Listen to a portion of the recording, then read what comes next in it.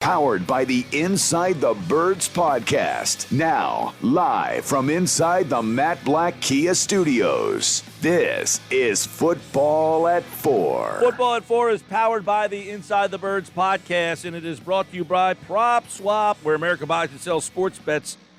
Take your profit, find out how. PropSwap.com. Download the Prop Swap app today. Geoff Mosher is here from the Inside the Birds podcast, which dropped this morning, 6 a.m. for your listening pleasure. Eagles getting ready for the Jets this weekend. Who will we see? Who will we not see? What have we seen? What's on tap? Let's bring in Geoff Mosher now from the Inside the Birds podcast on today's edition of Football at 4. Geoff Mosher, good to see you. My friend, how are you? Well, it's been a whirlwind for me, man. I'm happy to be back in the saddle here. Spending 10 days anywhere can wear on you, but it's good to be back, and the Eagles getting ready for Friday night. I guess some of the questions that arise for Friday night is who will we see? Last night, Nick Sirianni kind of indicated he didn't have that answer, but do you? I don't have the answer. I would hope that Jalen Hurts and the first-team offense would play a little bit against the Jets, because if not, then that would mean that Jalen Hurts would be getting ready for the season opener against Atlanta with about 10 snaps of preseason football under his belt. And while I understand that preseason football means nothing, and I don't care about outcomes or results, you care about speed of the game, preparedness. I do argue, I'd say I take issue with the way the coaches try to say that joint practices are just like games, so they count that as kind of having experience. I would say that's not fair, because those are scripted practices where, much like in practice, you're with the first team offense for a few plays, then you're out. Then comes the second string, then comes the third string, and you're not always in move the ball scenarios. Sometimes you're in red zone, sometimes you're in other situational football. I mean, to me, I don't think you get your whole body conditioned for the speed of a football game unless you're at least playing in parts of a football game. So that's just where I would disagree with coaches. Right. Well, he mentioned Hertz, who now I wasn't here Thursday. I didn't see what happened Thursday. This wonky situation with the illness or stomach bug or whatever. But Hertz was back at practice last night, correct? Yeah. Yes, he was back at practice. So it's our understanding that there's nothing funny about that situation. That he just really did have abdomen pains and went to the hospital to get him checked out. Right. Now, I guess it was suggested on the post-game show that this was a ruse, like that he was not actually sick, and the Eagles were trying to hide the fact that they just that whole situation was. I don't know what you're talking about, the Comcast one. I didn't get to see that because I was working, but I did hear throughout the day after, on whether it's Sports Talk or on other on Twitter, some various conspiracy theories. And right. Look, sometimes what would the Eagles have to gain by that, though? I don't know. Like, even if they did want to create a conspiracy where they didn't want to play him for whatever reason, they could have literally just said he arrived with a sore arm, or they could have made up a bunch of different excuses other than we had to send him to the hospital for abdomen pain, and then sent him to the hospital. That's, even for the Eagles, that's a little bit much. Yeah, I would agree with that. So, as you mentioned, Hertz has played not a lot. From what we've seen, though,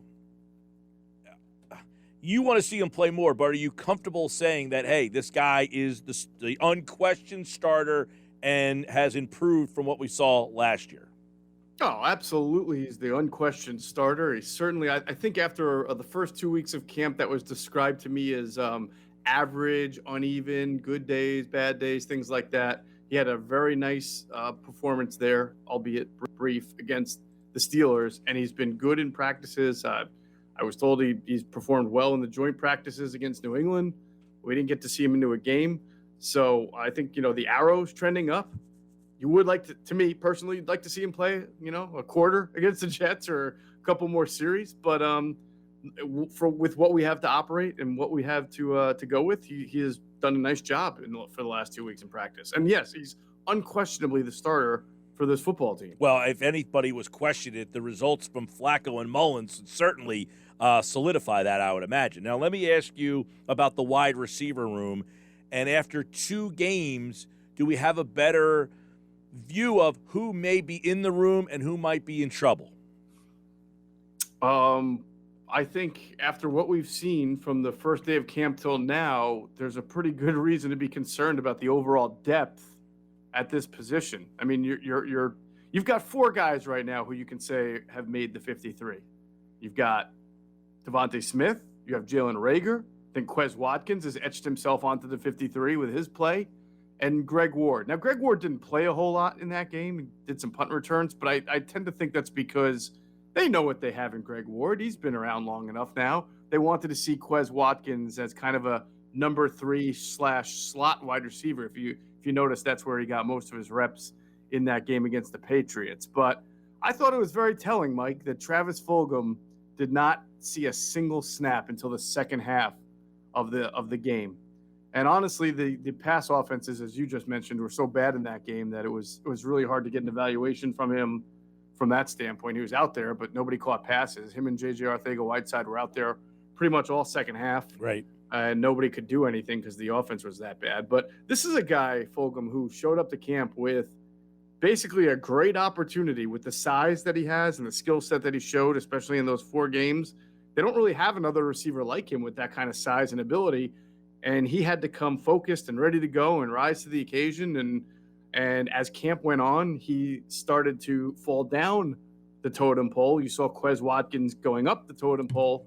And I think there's a cause and effect there. I mean, just based on what I know about Travis Fulgham and what we've kind of reported about him last year when Alshon Jeffrey came back and he kind of disappeared. Now this time you saw Quez Watkins get a little run. And did he come and fight every day, or did he start to fade out a little bit? So you start to see the problems here. He's definitely not guaranteed his spot on the 53. And when you only have 4 receivers that right now you can rely on, and one of them is Quez Watkins, who doesn't have a whole lot of experience and still has a lot to prove, it's not an ideal situation. Yeah, now you mentioned Fulgham, J.J. Arcega-Whiteside. Each of them got a target, no catches. Would J.J. be more in danger of not making the team, or is he closer to making the team? That's a tough decision. You know, I think normally when you're a fringe receiver, special teams comes into play. Now, Arcega-Whiteside is playing on special teams. I think he's had a special teams tackle in each of the last 2 preseason games. I don't know if that's wowing them or doing them enough to say, all right, J-Jaw over Fulgham. Fulgham has all the qualities physically that you'd want. So I feel like he's going to get the benefit of the doubt. But if you know, by 2 weeks from now, Mike, it's cut down day, and they feel like this kid has to be coached so hard, and this kid loses his focus or he loses his confidence, and that it's just taking so much effort just to get him to, you know, be productive in practice, then as opposed to J-Jaw, who has his limitations, who has, you know, difficulty separating, but is now playing on special teams. And as far as I know, there's no issues of coachability with him or lack of confidence. That's not his thing. His thing is just, where do you put him where he can succeed? Because he's clearly not a very good outside wide receiver in this league, but can you put him in the slot? Can you use him on special teams in any way? That may be where the conversation goes. Right. And then obviously you got in that conversation, the Fulgham versus JJ, you do have draft spot. You do. I mean, this is now year 3 for J-Jaw, and he's running with basically the 2nd/3rd team only in the second half of a preseason game. So I think we're past the point of we've got to really give him all these opportunities because he's a 2nd-round pick. I think if the Eagles were really much more deep and talented at the wide receiver position, we wouldn't even be having this conversation. So, I mean, I don't know that the 2nd-round pick is what's going to keep him over Fulgham. I think it's going to, because I honestly think that if they had to make the choice, the team would rather choose Fulgham because you've already seen that he can play at the NFL level when he's invested and focused better than J-Jaw can. But how hard does this coaching staff want to have to work to get its 5th receiver to be the receiver they think it can be? Yeah. All right, let's take a look at where we are at the running back situation because, you know, in the game the other day, you had Holyfield 4 for 31. He led the way, looked pretty good, almost 8 yards a carry. Gainwell, Sanders, Scott, Howard didn't get a whole heck of a lot of touches. So do we have a better, clearer picture of where this team enters Friday night? Yeah, I don't think anything's changed really ever since the release or the waiving of Kerryon Johnson, who's now, I think, reverted to IR.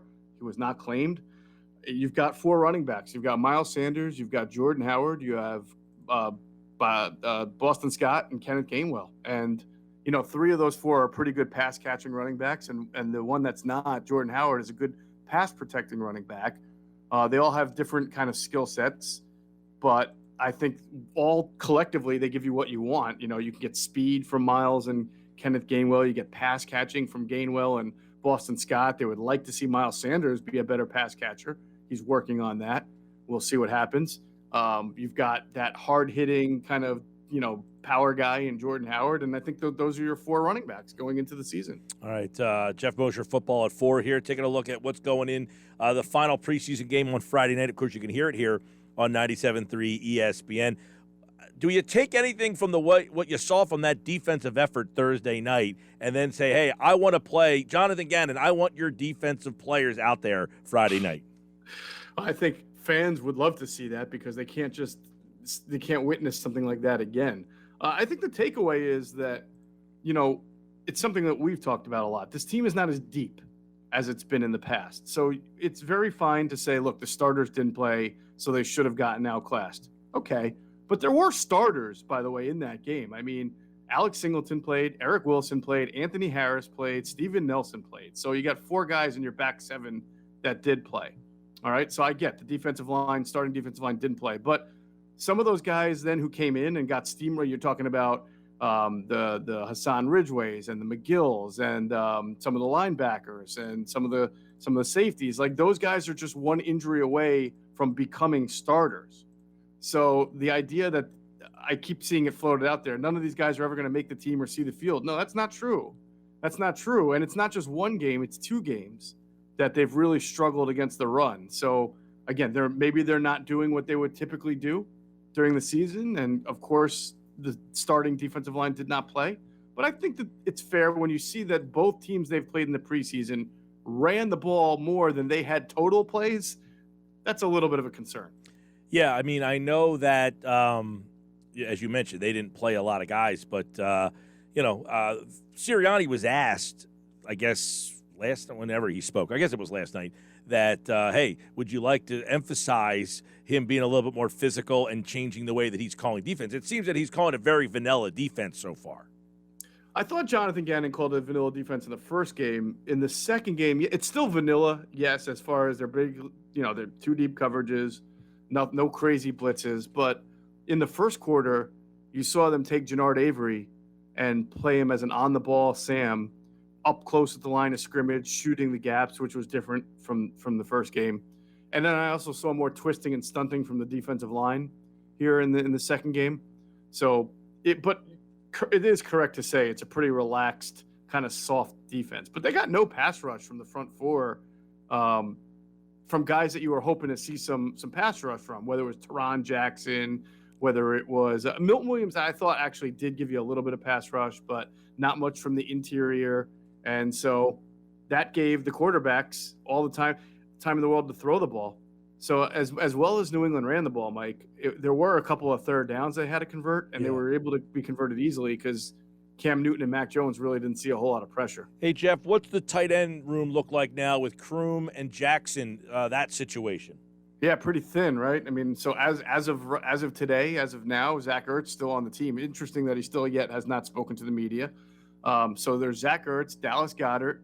I thought Jack Stoll played a pretty good game, the rookie, undrafted rookie that they gave some money to. He had 1 pass go off his hands that got intercepted, but he also had 3 or 4 nice catches and some yak yards on one of those plays, and he also blocked fairly well. So Richard Rodgers is right now. Richard Rodgers would be your 3 behind Ertz and Goddard, or Goddard and Ertz, or whatever, and Jack Stoll I still think is going to make it as the 4th tight end. If Ertz is not with the team when the season begins, then you're a little thin there. You've got Goddard, Rodgers, and Stoll. Tyree Jackson probably could have made it as a 4. They'll probably put him on injured reserve. He'll make the 53. Then they'll put him on IR and clear up a spot. So they may bring in someone else there. Maybe it opens up the door for them to bring in another tight end. Couple guys I want your thoughts on and what you've seen. McPherson the other night had 9 tackles. I mean, has he proven to say, hey, he was a worthy pick. Well, it just shows you how your run defense is doing when you have 9 tackles from your cornerback, right? No, he's played physical all camp. I think that's one thing to like about Zach McPherson. He certainly got picked on in coverage, certainly gave up a lot of catches. But again, when there was no pass rush, he almost didn't have a chance. Now, he showed you he's a little grabby. He had a holding call, and then against the Steelers, he had a DPI. So obviously that's all the stuff that they knew to expect with a rookie. I know his practices haven't been as good lately from a coverage standpoint as they were early on. The kid's got a nose for the ball, and he's scrappy. He just has a lot to learn, and that's why the Steven Nelson signing was really important, because they knew they needed to gradually ease Zach McPherson in, and he's got to learn the game and the tendencies. Yeah. So that's why you have to, as an Eagles fan, you have to hope and pray that you don't have a game where either Slay or Nelson leave, or God forbid, like we've seen the last 2 years, both your starting corners leave, because then you're back to, Maddox on the outside along with McPherson, or both McPherson and Craig James, or maybe even a Michael Jacquet if he makes the team. You're getting back to that situation that was not ideal. Yeah, and I guess, Jeff, we really haven't got to look at how he plans on using the Genard Averys of the world, Kerrigan, like that type of player. Right. Again, we saw a little bit of what they might do with that Sam spot when they have 3 linebackers on the field, because we saw Avery up close on the line shooting the gaps. I tell you, Adam Kaplan dropped a kind of a nugget on our podcast that dropped this morning that said a couple of teams have called and asked about Avery, because he's always been known as a guy who fits well in a 3-4 scheme. He's got that outside edge kind of burst, probably better for a 3-4 type front anyway. So we'll see, because they're really kind of auditioning 3 guys at that one spot: Genard Avery, Ryan Kerrigan, and the rookie Patrick Johnson. So we'll see what the Eagles decide to do, because if they feel like Kerrigan can hold that spot down and they really like Patrick Johnson, then maybe Avery is someone they'd be willing to part with if they got the right kind of call for him. I don't think they're shopping him. I just think that they're getting calls because people know where he fits. All right, speaking of getting calls, Andre Dillard, any calls there? Yes, there have been calls on Andre Dillard. I think you should anticipate that. This is an offensive line deficient league. It would not surprise me if the Eagles got called, if we heard about them getting calls about Matt Pryor, who may not make this team, but he's an up and down player. There are sometimes he's in there and you're like, oh God, I can't believe it. There's sometimes he's in there and he looks like he's a pretty decent backup offensive lineman / spot starter. So in this league where there's going to be a lot of the demand for even adequate offensive linemen, and him being kind of, on the outside looking in when all is said and done, especially we'll see here how LaRaven Clark plays. And then when Landon Dickerson comes back, he's a guy that you might be able to get something for. Yeah, it seems that the Eagles feel comfortable enough to say we can move an offensive lineman. A lot of teams don't have that capability, but they are one of them that could make a trade at that position. Yeah, you look at their starting 5. They're probably going to keep 9 at the most. That's what teams do. Some keep 10, but I don't know. You got 5, so you got the starting 5. Driscoll is a 6. Landon Dickerson, I assume, he'll be healthy at some point. He'll be a 7. Herbig is your 8th right there. And then you've got now LaRaven Clark and Pryor and Sua Opeta. So you've got kind of a little grapple there for that last spot, even if they're going to go to 9. So. All right, Friday night, Eagles and Jets right here on 97.3 ESPN. You can hear all the action with Merrill Reese and Mike Quick. And, of course, check out the Inside the Birds podcast. It drops Monday and Thursday at 6 a.m. in the morning, and you can check that all out. What is one thing – I know you'll be back on Wednesday, Moshe, but what is the most interesting thing this week for you? That's a good question. With them facing the Jets, they're going to play the Jets week 13. So it's kind of interesting to see what they do this week in practice schematically, if they kind of keep it very simple or if they're really trying to warm up for the regular season here and ramp up some of the things that they've been doing. All right, those joint practices, which you mentioned, Sirianni thinks that he holds them in high regard. They get a couple of them this week. We'll see. I don't anticipate the starters playing Friday night. You're saying you think they might? I'm saying I'm with you. I have no idea what to expect, but I certainly think it would be beneficial if they did. All right. Well, we'll see. Actually, Devontae Smith, by the way, should be another, because I don't think he did too much against the Patriots. He was just coming back. So now he and Hertz will be on the field and get a little bit more opportunity to work here in these joint practices against the Jets. Keep an eye on that. Check out the Inside the Birds podcast. And, of course, football at 4 tomorrow. Andrew is here. Geoff on Wednesday. Adam on Thursday. And then Friday, Andrew's back to get you ready for the Eagles and Jets final preseason tilt. And then the Eagles September 12th against the Falcons right here on 97.3 ESPN. All right, Moshe, good to see you, man. You too, man. Congrats on all the baseball success there. Thank you, brother. I appreciate it. Take care. All right, Geoff Mosher, like all guests, here on the Sports Bash, talking a little Eagles football at 4 with you guys out there on a Monday.